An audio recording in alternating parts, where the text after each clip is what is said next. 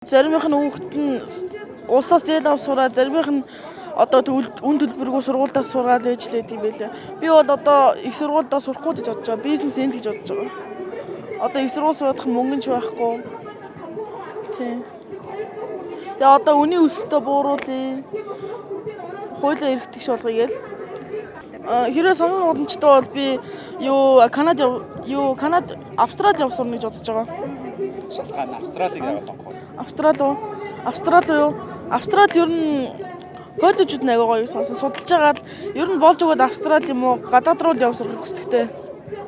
Цалин нэмлээ гэд хүмүүс одоо эдийн засаг эргэлтэнд орж сайжирна гэхээс тийм биз дээ. Тэрийг аваад нам дараад суугаад авахгүй л ах гэж бодож байна. Тэгээд эдийн засаг өсөөд ирвэл оруулгайгүй болчих واخ. Ер нь энэ шудраг байцгаая. Боломжоор те нэгээ одоо хинт боломж байна. Тэрийг аль болох төр засгаас те шударгаар тавьж өгөөсэй л гэж хүсэж байна.